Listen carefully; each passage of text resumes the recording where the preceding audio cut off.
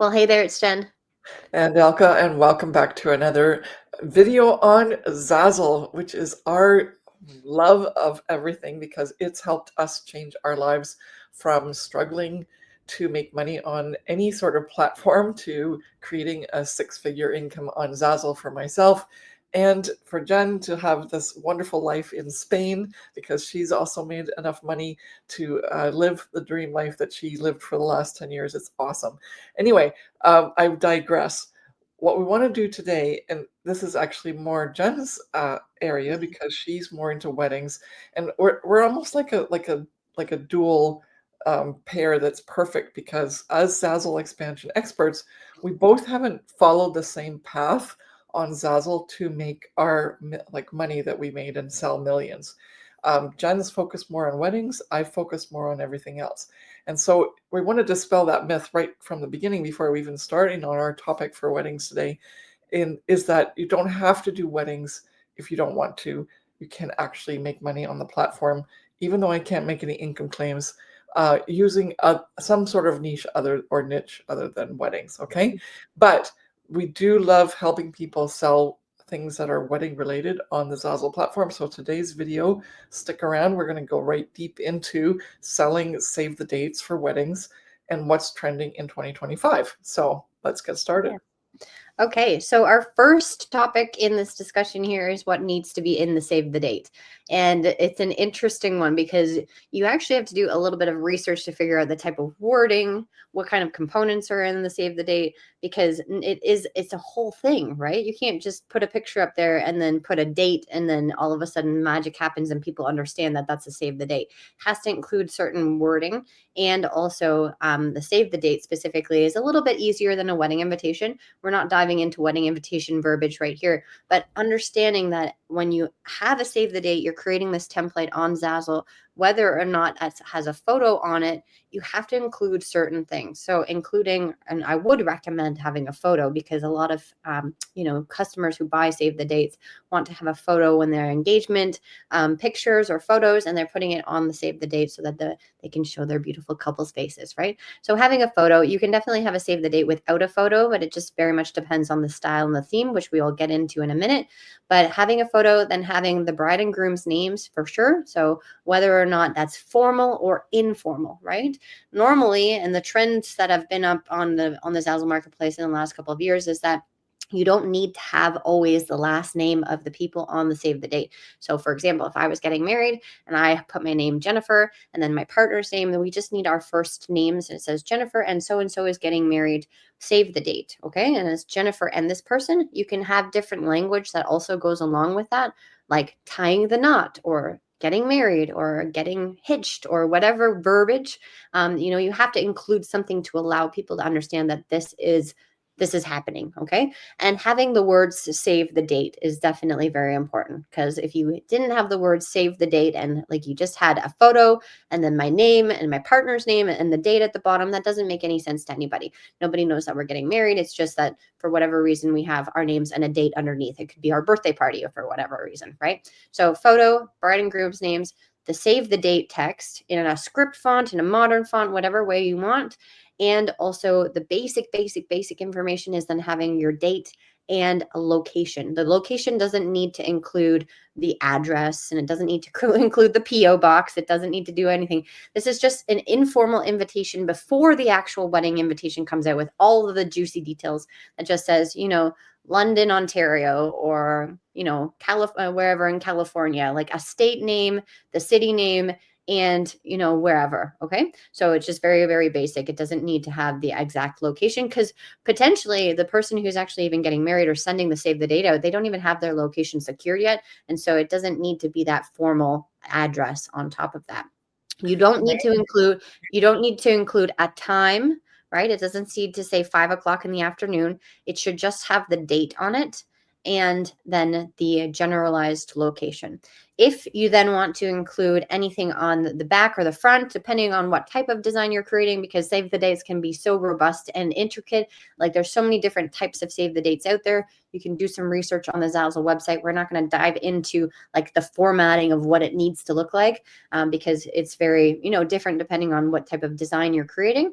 But if you wanted on the back of the save the date invitation, have a QR code or provide an area where they can add their website, because a lot of brides and grooms create an online website to either register, get more information about the event, etc. You can add a QR code or their website on the back so that the guests who are receiving the save the date can get some more information. But those are the basics that are included in a save the date. Like I mentioned, I'm talking more about a photo template save the date, but there are save the dates that have graphics on them. They have designs. Some of them are very modern and actually don't have anything except text on them. So depending on what type of style and theme you want to create for your save the date, those are the basic parts of information that should be included as templates on your product. So let's go check out some designs. Yeah, so here we've got some designs. And so what type of products can you put your save the date on? Oh, that's right. We want to do that first. Yeah. Yeah, so I'm going to just actually pull up the Zazzle website right now to give you some more information, because, just when I'm talking at you and telling you all these things, you might not actually understand the whole concept of them. So you can see that there's a whole bunch of different types of save the dates. I've just literally gone on to Zazzle.com, and at the time of this recording, we've got actually save the dates right up at the top here that's being promoted. So by even watching this video right now that save the dates are being pushed to the Zazzle customer because they're being marketed on their homepage. So that means that potentially and most likely, because I know the weddings are coming up for the spring and the summer because people are starting to buy certain things for the next couple of months, right?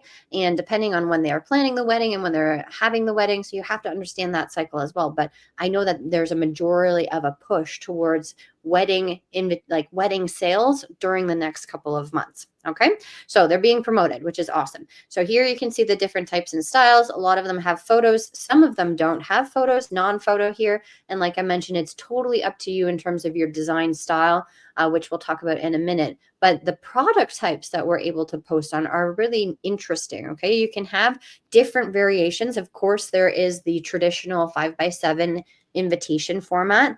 Then you can have a postcard format. Then you can have the different sizes. Like this here, the save the date is on a invitation, but it's almost like the size of a airplane ticket. Then there's circle invitations as well.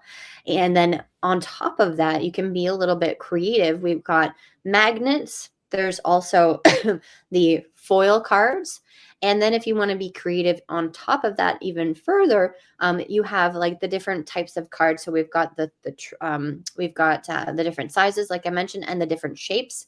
And then you can even do some sort of fun thing too, with your design style, like they've just introduced acrylic.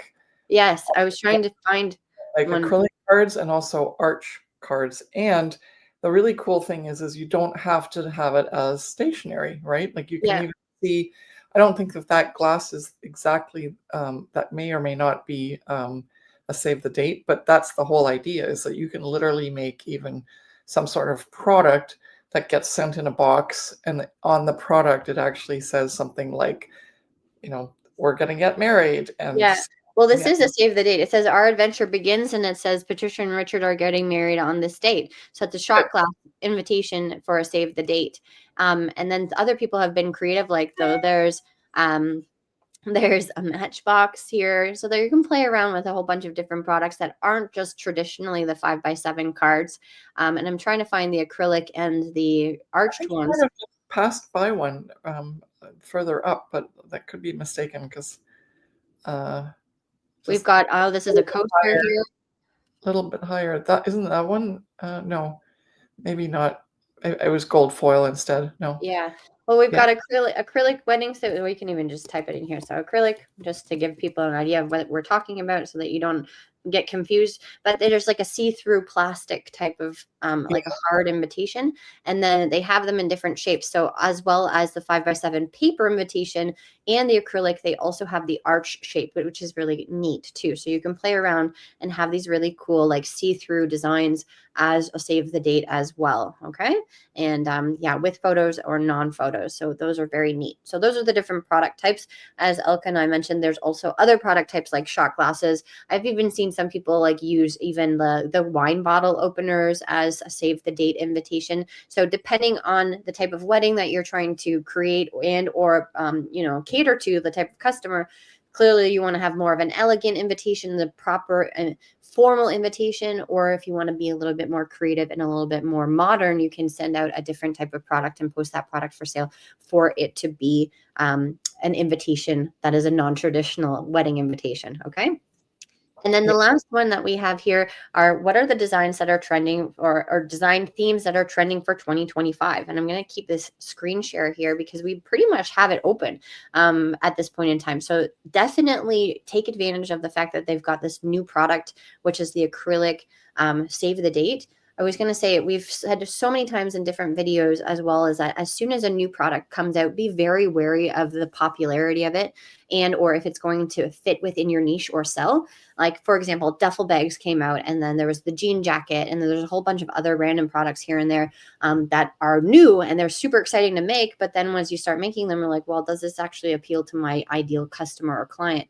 And for us to tell you that you should definitely like jump on this trend of doing the acrylic wedding invitations, because we already know that wedding invitations in the paper format sell well, and this is a new addition to Yeah.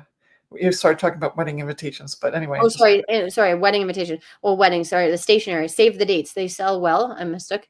But yes, the save the dates on paper format sell well. And so the acrylic product, we know that that already has proof behind it that the acrylic version, although it is new and different, it'll definitely also pick up as well.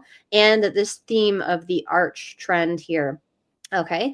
And then the themes for 2025 are at this point in time, Zazzle also does have a wedding guide that you can look at, and it's updated. So all of the different colors for 2025 and the different shapes and sizes. Then we've also got different themes, like the petals and Prosecco was one from last year. There's a lot more colors to do with the Pantone colors of the year. Just be very wary of using those color names in your title of your product. And then a lot of photo elements and elegance, like even just right now, I'm on the main sort, even just for the acrylic wedding invitations, you can already see that there's an aesthetic going on here that is simplistic and elegant and modern as well with the photos. And it's got a lot of script. Then there's this, it's called like the Dolce Vita type of feel, which is the hand-drawn images, and it feels like almost like a French picnic or out in the countryside. And it's this more like the swirly scripts and stuff. And so you can definitely see that there's sort of this theme going on, especially for the acrylic ones. Then we'll go back to the main sort of the save the dates here. And wildflowers is a big one. The retro colors is a big one as well. And photos, definitely. Yeah, I like that, like the wedding post. I like Yeah. that. Yeah. Yeah. The An newspaper. art, an arch, and yeah, wood for rustic, and yeah, it's kind of fun. I just want to go back and make more invitations and save the dates now.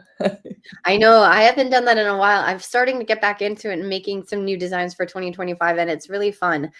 So just make sure that you have the proper information on the save the date, and then you follow kind of suit of what is on it, right? Does it have a photo? Does it have the script? You definitely have to have the word save the date somewhere, whether it be big or whether it be small and smaller text underneath, and then the bride's name and the groom's name, or the groom and groom, bride and bride, whoever's getting married, the two partners who are celebrating their matrimony, and then the date and the location and the generalized location. And it doesn't have to have the exact address.